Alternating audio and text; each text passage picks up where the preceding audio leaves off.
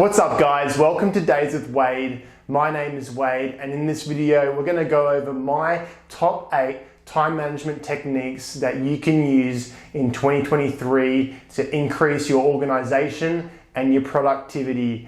And then we're going to go over ways on how you can implement that into your daily routine. Now I just wanted to caveat that I'm not a time management expert. There are some of these techniques that I already do and some other ones that I've just found on the internet that I thought were pretty cool, and I've tried them a few times and they've worked. So with that being said, let's jump into it. So tip number 1 is the Pomodoro Technique. And now essentially this is just a fancy way of saying work for 25 minutes and have a 5-minute break. It's a great way to gain momentum if you happen to be a bit of a procrastinator, because you're only committing to 25 minutes and then having a 5-minute break. Now this 5-minute break can look anything like having a coffee, going for a walk, walking the dog, or playing fetch with the dog. It doesn't really matter as long as you set that 5-minute timer and you actually get back to work. Now another benefit to this technique is reducing the mental load of prolonged working sessions. The benefit is you have the 5-minute break and then you can come back refreshed. And this is just another good way to preserve that creative energy as well.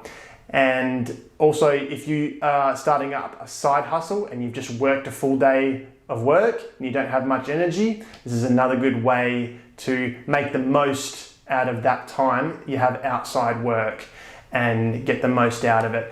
Now, there's a caveat to this one as well. If you are just on a roll and you are just smashing it, you don't have to stop working. Now, on to the next one.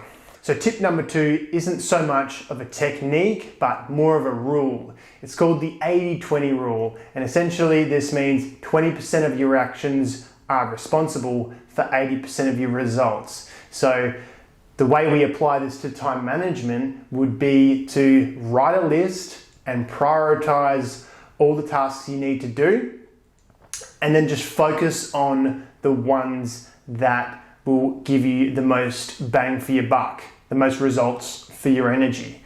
And the other ones, just really think about if you want to delegate them, if that's possible, or eliminate them entirely.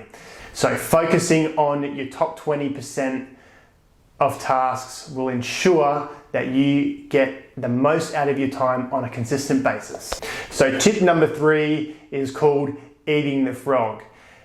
This is just tackling the most nasty, disgusting task that you don't want to do first thing in the morning to start your day off right. The benefits of doing this is just to cut through all the anxiety and nervousness that you have surrounding completing that task, and in exchange you'll gain a sense of confidence and accomplishment, and it will give you motivation to continue with the other tasks throughout the day. So the night before, we write a list of tasks that we need to complete for the next day, and then we prioritize them based on importance, just like we did in the 80-20 rule, and then we identify the frog. And in the morning, when we wake up, before we get sucked into any distractions on your phone or anything like that, you just go straight for the frog and you just try and tackle it straight away. This avoids all the procrastination and all the excuses. It is just a great way to get started in the day. And obviously after that, you can just reward yourself with a cup of coffee or something nice because you did a great job. So tip number 5 is time blocking or scheduling. Time blocking is putting your daily tasks and activities into blocks of time, and it's a great way to schedule your days in advance to ensure that you have enough time to complete the things that you need to do for the day. I was scheduling a Zoom call with a friend of mine a few years ago, and he said, so what's your availability? And I couldn't really, so I was like, oh, whenever. And he's like, oh, well just check your calendar and just let me know. And I was like, I don't really use a calendar. And he was in such disbelief, like, what? How do you run your life without a calendar? And it's at that moment that I realized I need to get on to a calendar and start being a bit more organized with how I run my life. So ever since that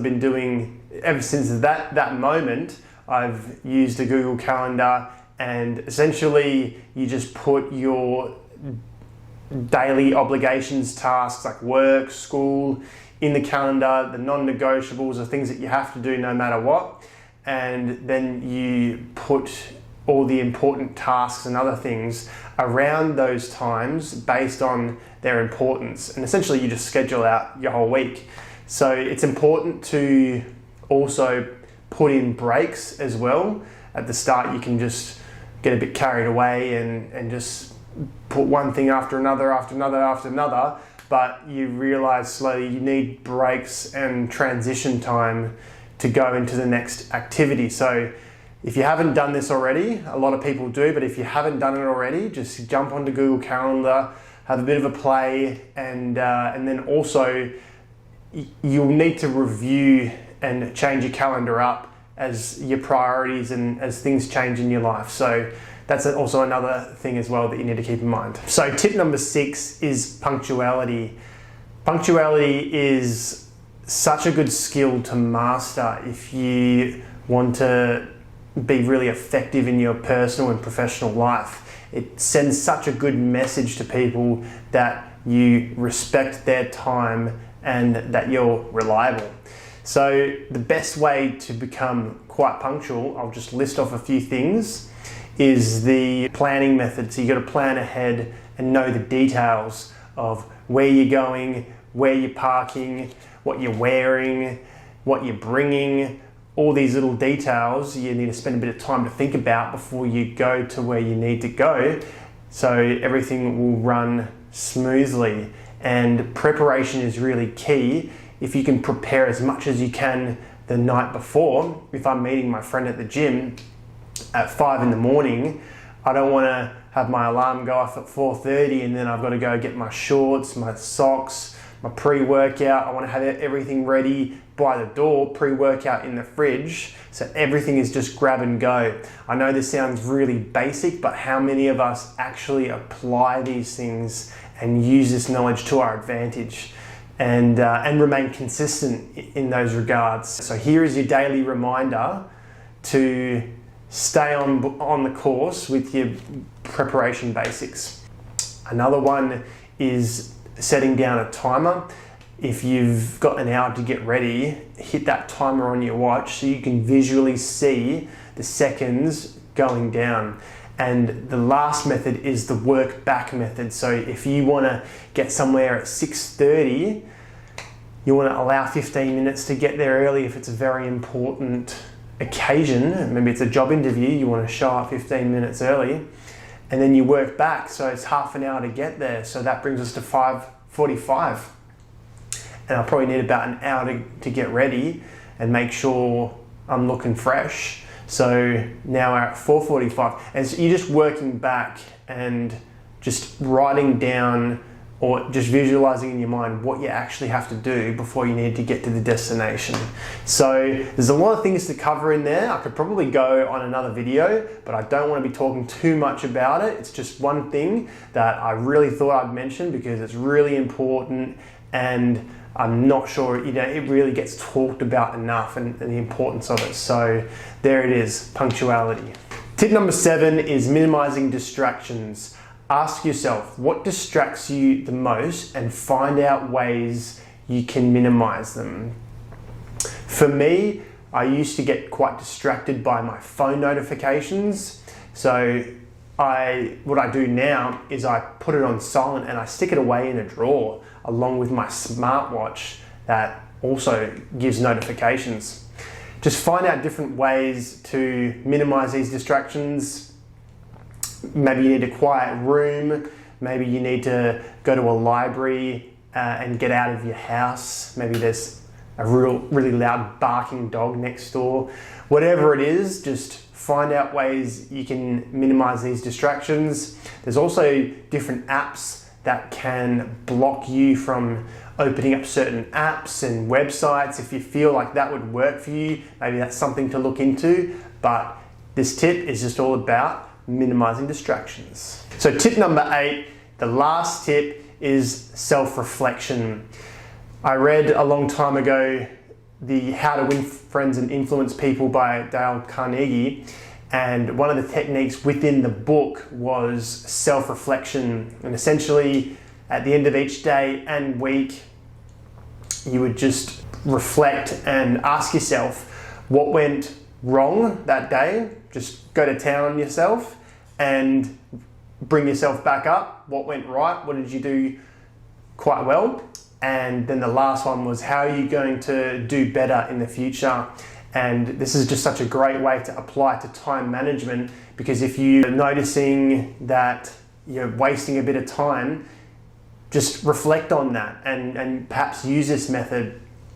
I do use this method myself, and it's been quite good in just preparing for next time. You just get to sit down and truly think about the ways that you're gonna fix a situation, and you'd just be surprised with what you come up with. So that's the last tip, is self-reflection. There's nothing better than improving on your mistakes. So that's it for this video for time management techniques. I hope you enjoyed it. If you did, give it a like and comment and let me know if you've liked any of these tips. If there's some that you already do, are there some that you have learnt today that you're going to implement as well? Let me know that. I'll be interested to find out and hear what you guys think about my tips.